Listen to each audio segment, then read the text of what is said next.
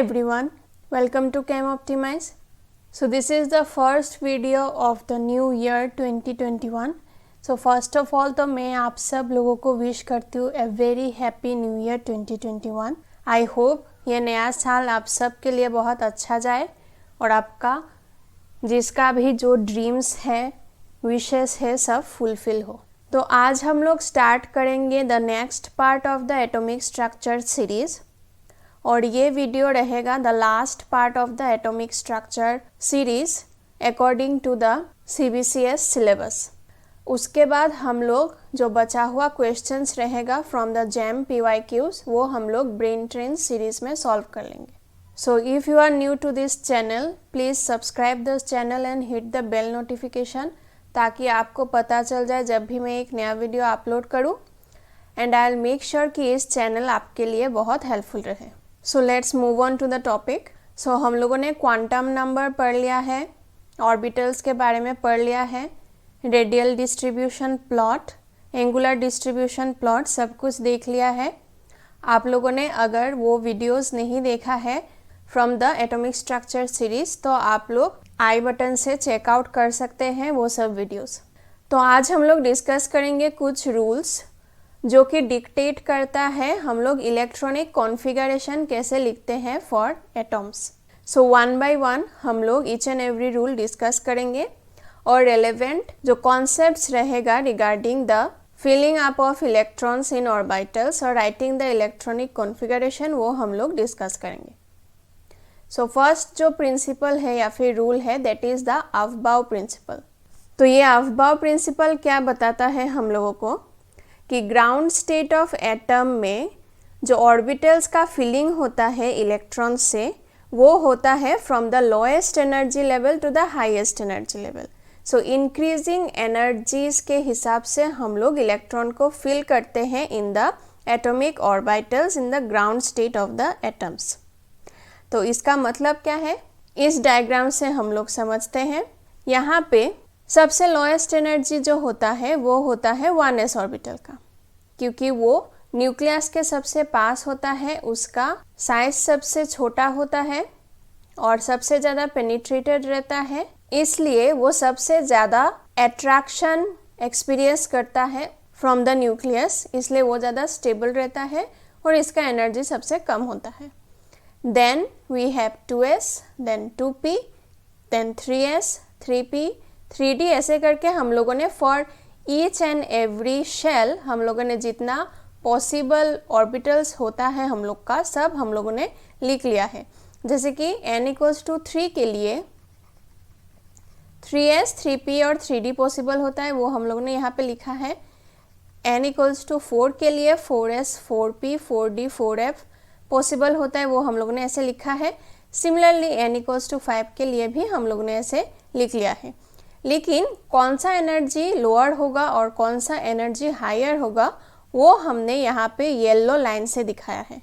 सो 1s orbital जो है उसका एनर्जी सबसे लोएस्ट होता है, इसलिए हम लोग 1s ऑर्बिटल से इलेक्ट्रॉन फिलिंग स्टार्ट करते हैं किसी भी एटम में.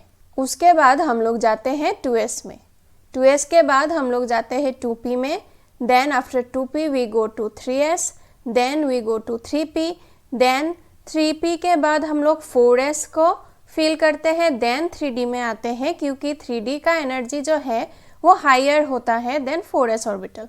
This is due to the more diffused nature of the shape of d orbital. d orbital जो है वो ज़्यादा डिफ्यूज्ड रहता है, स्प्रेड होके रहता है, और s ऑर्बिटल जो है वो ज़्यादा कॉम्पैक्ट और पेनिट्रेटेड रहता है टुवर्ड्स द न्यूक्लियस, इसलिए s ऑर्बिटल जो है वो ज़्यादा अट्रैक्शन महसूस करता है फ्रॉम द न्यूक्लियस, इसलिए इसका एनर्जी जो है वो लोअर रहता है और d ऑर्बिटल्स का एनर्जी हायर रहता है. और एक रूल भी है जो हम लोग इन फ्यू मोमेंट्स डिस्कस करेंगे, वहाँ से भी हम लोग एनर्जी किसका लोअर है किसका हायर है वो डिसाइड कर सकते हैं. सो 4s का एनर्जी लोअर होता है, 3d का एनर्जी हायर होता है, इसलिए 3p के बाद हम लोग फिल करते हैं 4s, then 3d, then 3d के बाद 4p, then 5s, then 4d and it goes like this.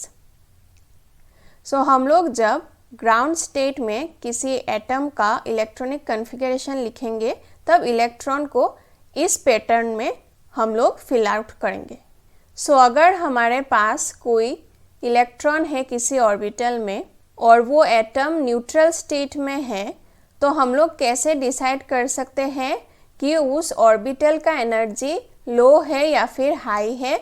वो हम लोग डिसाइड करते हैं बाय द n+l वैल्यू। तो अगर हम लोग को कोई दो ऑर्बिटल दिया रहे, जैसे कि अभी हम लोगों ने डिस्कस किया है 3d एंड 4s, तो अगर हम लोग को निकालना है कि किसका एनर्जी लोअर है और किसका एनर्जी हायर है, तो हम लोग इसका n+l वैल्यू निकालेंगे। जिसका n+l वैल्यू छोटा होगा उसका एनर्जी कम होगा, जिसका n+l वैल्यू ज़्यादा होगा उसका एनर्जी भी ज़्यादा होगा।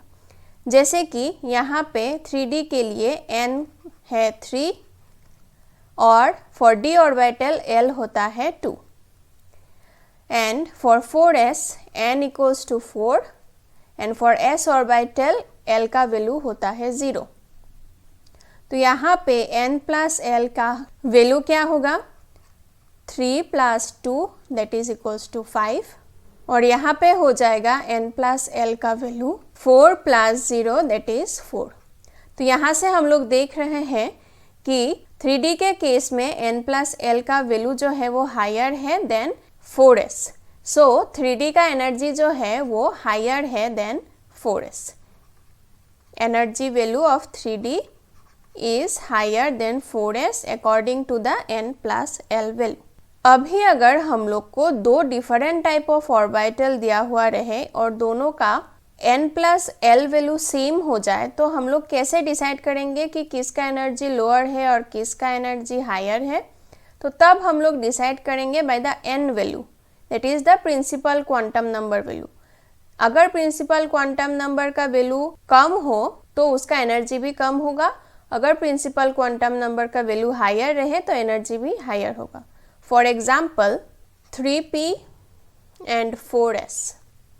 3p का n+l वैल्यू होगा, n यहाँ पे है 3 और फॉर p ऑर्बिटल l का वैल्यू होता है 1, सो n+l will be 4 and for 4s n+l will be 4 plus s के लिए l वैल्यू होता है 0, so it will be also 4। तो यहाँ पे दोनों के केस में n+l वैल्यू जो है वो 4 हो गया है। तो अभी हम लोग कैसे डिसाइड करेंगे कि 3p का एनर्जी हायर है या 4s का एनर्जी हायर है? तो अभी हम लोग देख रहे हैं कि यहाँ पे n जो है वो 3 है और यहाँ पे n जो है वो 4 है। तो जितना हायर वैल्यू रहेगा प्रिंसिपल क्वांटम नंबर का, एनर्जी भी हायर होगा, इसलिए 4s का एनर्जी जो है वो हायर होता है देन 3p, और वो हम लोगों ने डिसाइड किया है on the basis of the value of the principal quantum number.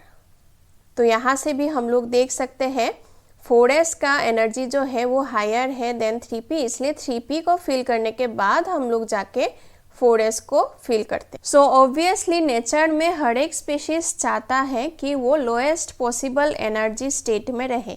वो कभी भी नहीं चाहेगा कि एक्साइटेड या फिर हायर एनर्जी स्टेट में रहे। इसलिए इलेक्ट्रॉन जो है वो कभी भी lowest energy level that is 1s को छोड़ के वो 2p या फिर 3p या फिर 4p, 5s, 5d ये सब फिल नहीं करेगा।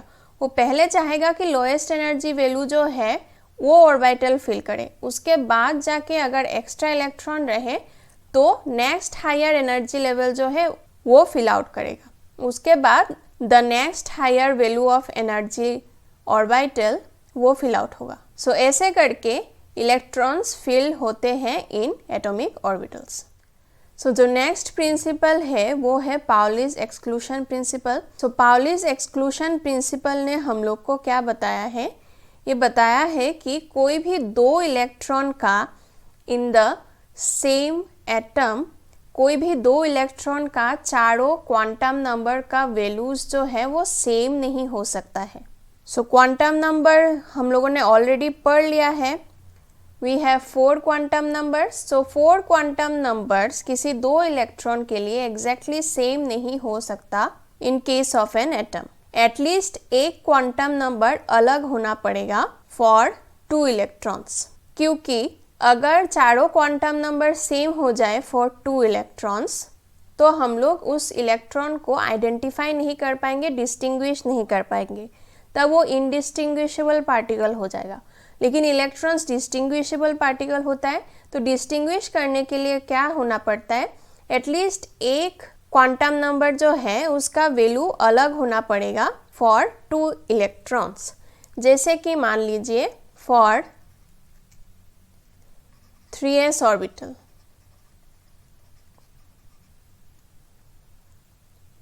सो 3s ऑर्बिटल में हम लोग 2 इलेक्ट्रॉन फिल कर सकते हैं। तो अभी यहाँ पे n का वैल्यू जो है वो 3 है, l का वैल्यू जो है वो 0 है। l का वैल्यू 0 है इसलिए l जो है उसका वैल्यू भी 0 है। अभी जो 2 इलेक्ट्रॉन है, मान लीजिए मैं E1 एंड E2 नाम दे देती हूँ। अभी मान लीजिए ये 3s ऑर्बिटल है, यहाँ पे E1 और E2 को फिल करना है।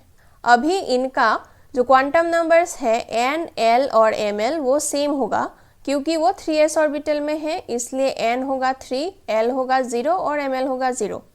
अभी बचा हुआ जो क्वांटम नंबर है that is s, that is the spin quantum number. अभी अगर हम लोग दोनों इलेक्ट्रॉन दैट इज E1 और E2 दोनों को हम लोग स्पिन का वैल्यू हाफ दे दे, तो दोनों का चारों क्वांटम नंबर वैल्यू सेम हो जाएगा और हम लोग E1 और E2 को डिस्टिंग्विश नहीं कर पाएंगे, अलग अलग से आइडेंटिफाई नहीं कर पाएंगे। इसलिए हम लोग को क्या करना पड़ेगा, एक इलेक्ट्रॉन का s का वैल्यू प्लस हाफ देना पड़ेगा और दूसरा इलेक्ट्रॉन का s का वैल्यू हम लोग को देना पड़ेगा माइनस हाफ, ताकि हम लोग ये 2 इलेक्ट्रॉन जो है इनको डिस्टिंग्विश कर सके और अलग अलग से आइडेंटिफाई कर सके। तो यहाँ पे हम लोग बोल सकते हैं कि इलेक्ट्रॉन 1 का जो set of quantum number values होगा that will be n equals to 3, l equals to 0, ml equals to 0 and s equals to plus half.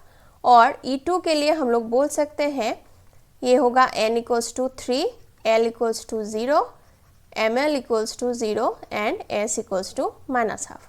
तो ये दोनों सेट ऑफ क्वांटम नंबर्स जो है वो सेम नहीं हो सकता for any 2 electrons in the same atom. वो सेम ऑर्बिटल होने से ही अलग अलग होगा, ऐसा कुछ नहीं है। सेम एटम में, पूरा एटम में कोई भी ऑर्बिटल में कोई भी इलेक्ट्रॉन हो, ये चारों सेट ऑफ क्वांटम नंबर जो है वो सेम नहीं हो सकता फॉर 2 इलेक्ट्रॉन्स। तो यहाँ पे ये प्रिंसिपल जो है वो रूल आउट करता है या फिर एक्सक्लूड करता है ये पॉसिबिलिटी कि set of quantum numbers for 2 electrons जो है वो सेम नहीं हो पाएगा। इसलिए इस प्रिंसिपल को नाम दिया गया है एक्सक्लूशन प्रिंसिपल, और वो साइंटिस्ट पाउली ने इंट्रोड्यूस किया था। सो जो नेक्स्ट प्रिंसिपल है that is the Hund's rule of maximum multiplicity. तो यहाँ पे बोला गया है कि जब भी इलेक्ट्रॉन हम लोग प्लेस करते हैं या फिर फिल करते हैं in the p, d, f and so on orbitals में, तो क्या होता है, इलेक्ट्रॉन पहले सिंगली ऑक्यूपाइड होता है इन ऑल द ऑर्बिटल्स और सब शेल्स, एंड देन हम लोग जाके पेयरिंग करते हैं। जैसे कि मान लीजिए ये एक p ऑर्बिटल है, तो p ऑर्बिटल में होता है px, py एंड pz, वो हम लोग को पता है। देन मान लीजिए एक d ऑर्बिटल है, यहाँ पे होता है 5 orbital that is dxy, dyz, dzx, dx square minus Y square and dz square. अभी अगर हम लोग को इलेक्ट्रॉन फिल करना है, जैसे कि मान लीजिए यहाँ पे p3 कोई इलेक्ट्रॉनिक कॉन्फ़िगरेशन है, वो हम लोग को यहाँ पे फिल करना है, तो हम लोग ऐसे नहीं लिख सकते, दिस इज रॉन्ग। हम लोग को ऐसे फिल आउट करना पड़ेगा।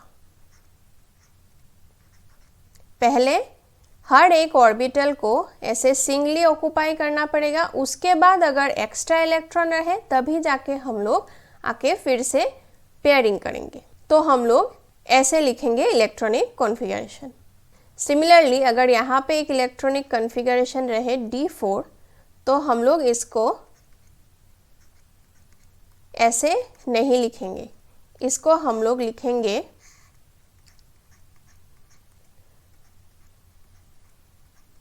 ऐसे। हम लोग क्या करेंगे, ईच एंड एवरी ऑर्बिटल को सिंगली ऑक्यूपाई करेंगे, उसके बाद जाके अगर एक्स्ट्रा इलेक्ट्रॉन रहे तभी हम लोग फिर से पेयरिंग करेंगे। जैसे कि अगर ये D6 होता तो हम लोग ऐसे लिखते, पहले हर एक ऑर्बिटल को हम लोग ऐसे सिंगली ऑक्यूपाई करते तो 5 इलेक्ट्रॉन फिल हो गया, उसके बाद और एक इलेक्ट्रॉन को फिल करना है, तब जाके हम लोग फिर से पेयरिंग करेंगे फर्स्ट ऑर्बिटल से। तो ऐसे हम लोग लिखते हैं इलेक्ट्रॉनिक कॉन्फ़िगरेशन। सो क्यों हम ऐसे लिखते हैं इलेक्ट्रॉनिक कॉन्फ़िगरेशन, हम लोग पेयरिंग नहीं करवाते क्यों, और पहले क्यों हम लोग सिंगली ऑक्यूपाई करवाते हैं? तो इसका रीज़न ये है कि अगर हम लोग पेयरिंग करवाएं तो इलेक्ट्रॉन इलेक्ट्रॉन रिपल्शन होगा, दोनों इलेक्ट्रॉन एक ही ऑर्बिटल में फिल हो रहे हैं तो ऑब्वियसली इन दोनों के बीच में इलेक्ट्रॉनिक रिपल्शन होगा। लेकिन अगर हम लोग अलग अलग ऑर्बिटल में ऐसे ऑक्यूपाई करवाएं तो कोई रिपल्शन प्रेजेंट नहीं होगा। इसलिए पहले क्या चाहेगा इलेक्ट्रॉन कि कोई भी इलेक्ट्रॉन रिपल्शन एक्सपीरियंस ना करे, इसलिए वो क्या करेगा, पहले अलग अलग ऑर्बिटल में सिंगली ऑक्यूपाई हो जाएगा। उसके बाद अगर उसको मजबूरी में एक्स्ट्रा इलेक्ट्रॉन लेना पड़े तभी जाके वो एक्स्ट्रा इलेक्ट्रॉन लेगा अपने ऑर्बिटल में, वरना फिर अगर एनफ जगह रहे, खाली जगह रहे ऑर्बिटल में, वो कभी नहीं चाहेगा कि दूसरा इलेक्ट्रॉन के साथ वो पेयरिंग करके जगह शेयर करे एक ही ऑर्बिटल में, क्योंकि तब क्या होगा, इलेक्ट्रॉन इलेक्ट्रॉन रिपल्शन होगा। सो इसलिए इलेक्ट्रॉन इलेक्ट्रॉन रिपल्शन को अवॉइड करने के लिए सब इलेक्ट्रॉन्स सिंगली ऑक्यूपाई होते हैं हर एक ऑर्बिटल में, उसके बाद जाके अगर एक्स्ट्रा इलेक्ट्रॉन रहे तभी पेयरिंग पॉसिबल होता है। सो यहाँ पे जो मैक्सिमम मल्टीप्लिसिटी है इस रूल का नाम, इसका मीनिंग क्या है? इसका मीनिंग ये है कि यहाँ पे नंबर ऑफ अनपेयर्ड इलेक्ट्रॉन जो है वो मैक्सिमम रहना पड़ता है in all possible electronic configuration. जहाँ पे भी हम लोग अनपेयर्ड इलेक्ट्रॉन मैक्सिमम रख के इलेक्ट्रॉनिक कॉन्फ़िगरेशन लिख सकते हैं, वैसे ही हम लोग लिखेंगे for any electronic configuration. So total spin off the unpaired electrons should be maximum, या फिर maximum number of unpaired electrons present रहना चाहिए, इसलिए इस रूल का नाम है मैक्सिमम मल्टीप्लिसिटी। जैसे कि P3 के लिए यहाँ पे हम लोग देख रहे हैं कि यहाँ पे 3 अनपेयर्ड इलेक्ट्रॉन्स है, लेकिन अगर हम लोग ऐसे लिखे तो यहाँ पे एक ही अनपेयर्ड इलेक्ट्रॉन प्रेजेंट रहेगा, तो ऐसे हम लोग नहीं लिख सकते। सिमिलरली D4 के लिए अगर हम लोग ऐसे लिखते तो यहाँ पे सिर्फ 2 अनपेयर्ड इलेक्ट्रॉन प्रेजेंट रहता, लेकिन यहाँ पे हम लोग देख रहे हैं यहाँ पे 4 अनपेयर्ड इलेक्ट्रॉन प्रेजेंट है। सो इसलिए यहाँ पे स्पिन मल्टीप्लिसिटी जो है वो मैक्सिमम होगा, तो Hund's rule of maximum multiplicity के हिसाब से हम लोग का इलेक्ट्रॉनिक कॉन्फ़िगरेशन जो है वो ऐसा होगा। सो नेक्स्ट हम लोग डिस्कस करेंगे कि हाफ फील्ड ऑर्बिटल्स का जो है स्टेबिलिटी क्यों ज़्यादा होता है देन अदर इलेक्ट्रॉनिक कॉन्फ़िगरेशंस। सो जैसे कि हम लोग कंसिडर कर रहे हैं पहले D4 इलेक्ट्रॉनिक कॉन्फ़िगरेशन जो कि हाफ फील्ड नहीं है, तो अभी हम लोगों ने थोड़ी देर पहले जस्ट देखा है कि D4 हम लोग ऐसे लिखते हैं। सो यहाँ पे हम लोग एक फैक्टर डिस्कस करेंगे that is called exchange energy.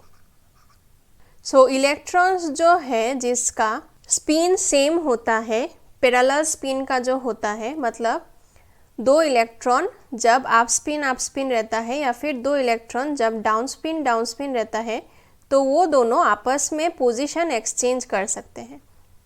सो इस पोजीशन एक्सचेंज करने के कारण उनमें एनर्जी रिलीज होता है, और इस रिलीज्ड एनर्जी को हम लोग टर्म करते हैं एक्सचेंज एनर्जी से। सो जितना एक्सचेंज एनर्जी ज़्यादा रिलीज होगा इन एन इलेक्ट्रॉनिक कॉन्फ़िगरेशन, उतना ही ज़्यादा स्टेबल होगा वो इलेक्ट्रॉनिक कॉन्फ़िगरेशन।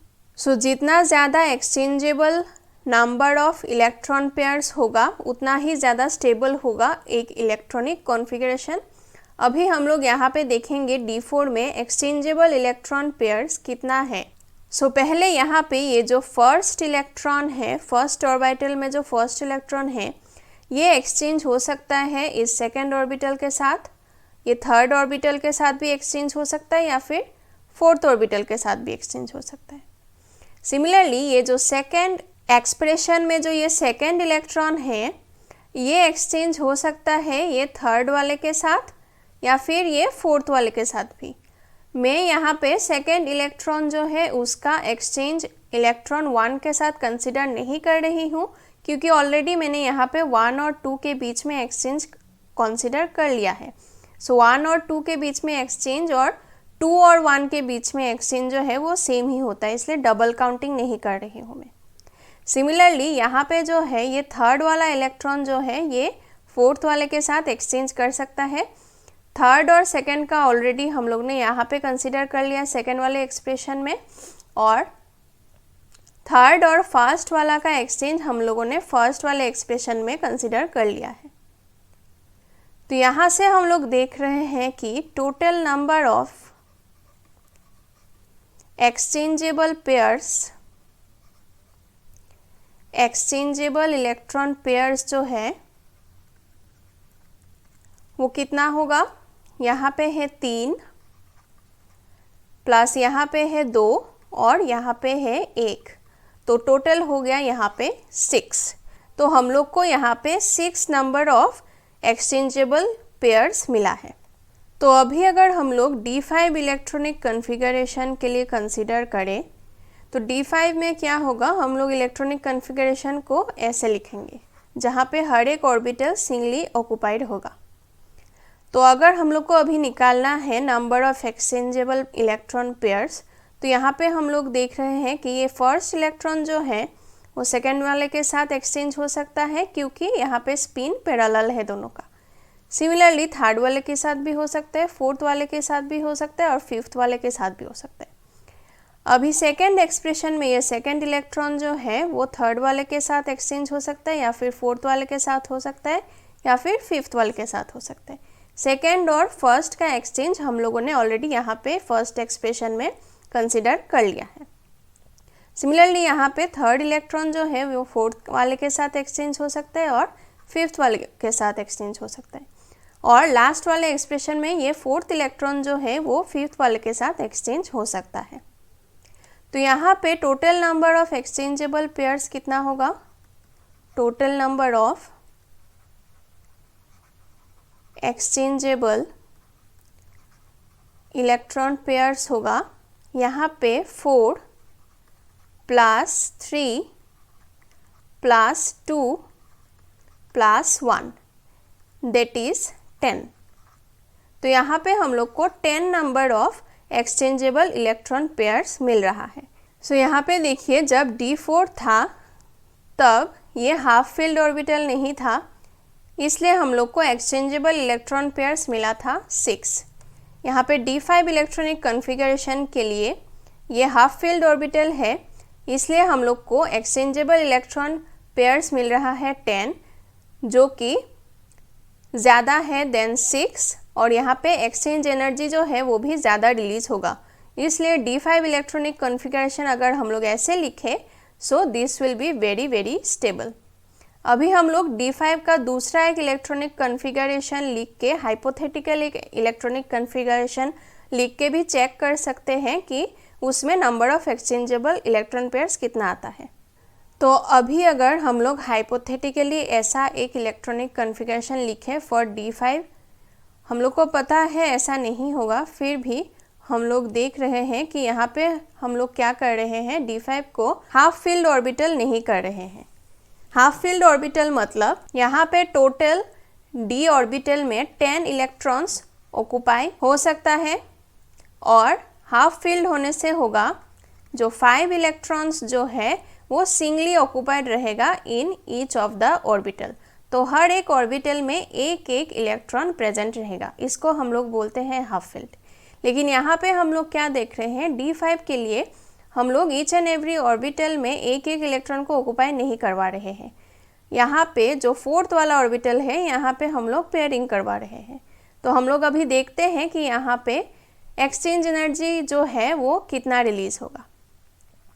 सो फर्स्ट वाला इलेक्ट्रॉन जो है वो सेकंड के साथ एक्सचेंज हो सकता है, थर्ड के साथ एक्सचेंज हो सकता है, और फोर्थ वाले का जो अप स्पिन वाला इलेक्ट्रॉन है उसके साथ एक्सचेंज हो सकता है।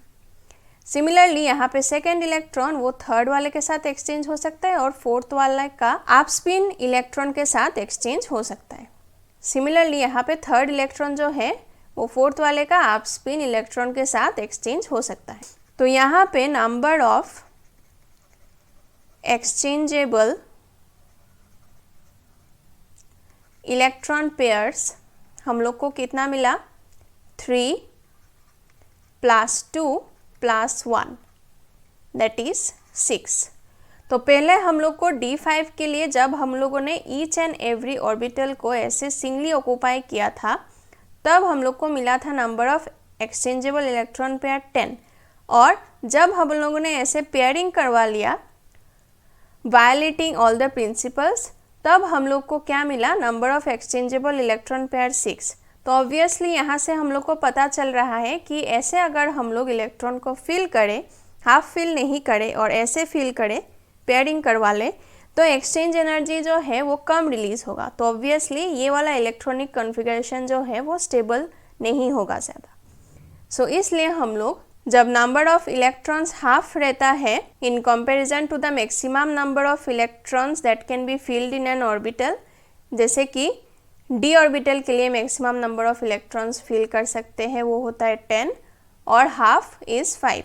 तो जब ऐसे होता है तो हम लोग हर एक ऑर्बिटल को सिंगली ऑक्यूपाई करते हैं, तभी maximum amount of exchange energy release होता है। सिमिलरली पी ऑर्बिटल के लिए हम लोग मैक्सिमम 6 इलेक्ट्रॉन फिल कर सकते हैं for P orbital, and half fill जब होगा तब वो हो जाएगा 3 इलेक्ट्रॉन। सो पी ऑर्बिटल के केस में हम लोग 3 इलेक्ट्रॉन को ऐसे फिल करवाएंगे, तभी जाके वो इलेक्ट्रॉनिक कॉन्फ़िगरेशन सबसे स्टेबल कॉन्फ़िगरेशन होगा। सो इसी के बेसिस में हम लोग देखेंगे exceptional electronic configuration 2 transition metal का, that is chromium and copper. So according to rules अगर हम लोग इलेक्ट्रॉनिक कॉन्फ़िगरेशन लिखे क्रोमियम और कॉपर का, तो वो एक्चुअली में हम लोग को नहीं मिलता है in real for chromium and copper electronic configuration. वहाँ पे कुछ एनोमली हो जाता है, कुछ एक्सेप्शन हो जाता है। तो वो बेस्ड है on the concept that we discussed just now. तो क्रोमियम का जो एटॉमिक नंबर होता है दैट इज़ 24, तो हम लोग को 24 इलेक्ट्रॉन्स फिल करवाना है। तो अभी हम लोग क्या करेंगे, on the basis of the increasing energies हम लोग सब ऑर्बिटल्स को लिखेंगे। सो पहले आता है 1s, then 2s, then 2p, then 3s, then 3p, then 4s, then 3d। तो यहाँ पे 3d तक ही रहेगा। अभी यहाँ पे हम लोग को 24 इलेक्ट्रॉन्स को फिल करवाना है। तो 1s में मैक्सिमम इलेक्ट्रॉन्स जो फिल होगा दैट इज़ 2, 2s में भी 2, 2p में 6, 3s में 2, 3p में 6। तो यहाँ तक फिल हो गया 6 + 6 12 + 6 18।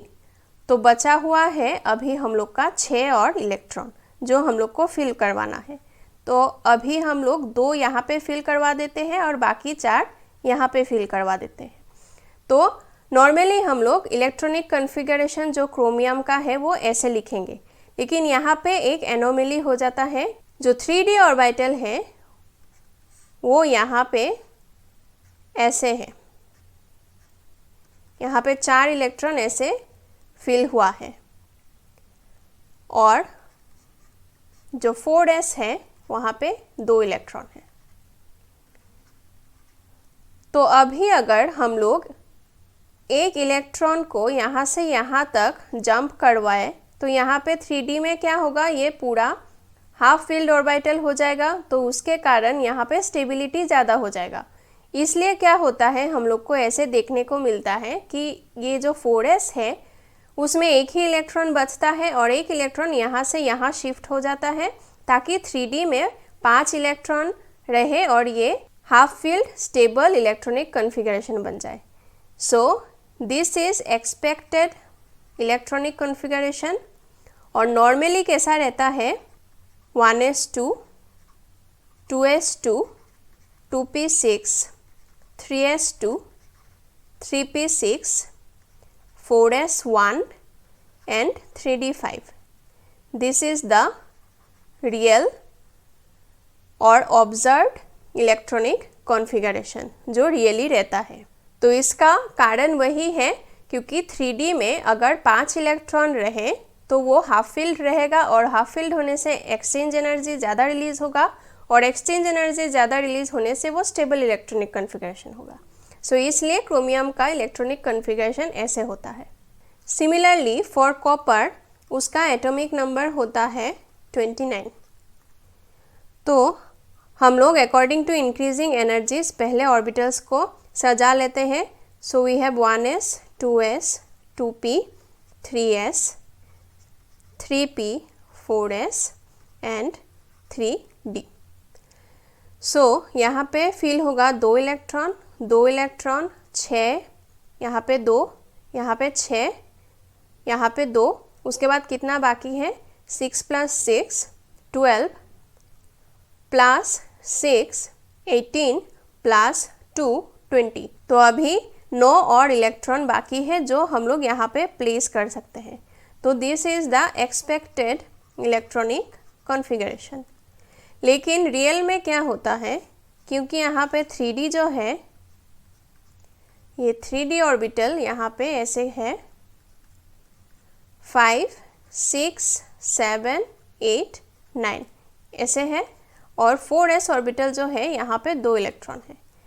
तो अगर हम लोग एक इलेक्ट्रॉन को यहाँ पे शिफ्ट करवा लें तो ये 3D ऑर्बिटल जो है वो कम्प्लीटली फील्ड हो जाएगा और कम्प्लीटली फील्ड रहने से उसमें number of exchangeable electron pair ज़्यादा होगा, उसमें ज़्यादा एक्सचेंज एनर्जी रिलीज होगा और वो इलेक्ट्रॉनिक कॉन्फ़िगरेशन स्टेबल होगा।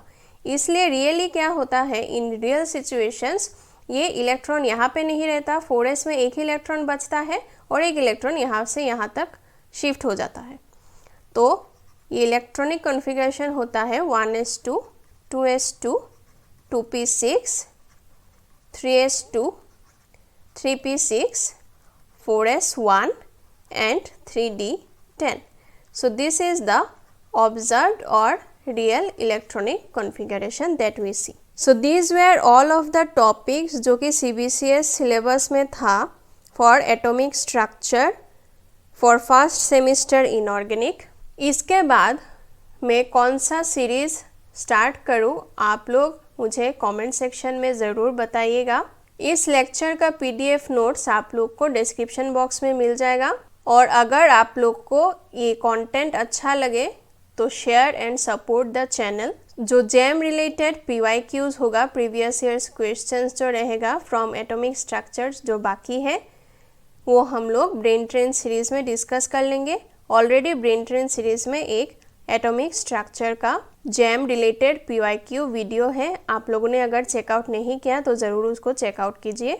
और नेक्स्ट क्या सीरीज़ स्टार्ट करें इस चैनल में वो हम लोग को ज़रूर सजेस्ट करें इन द कमेंट सेक्शन।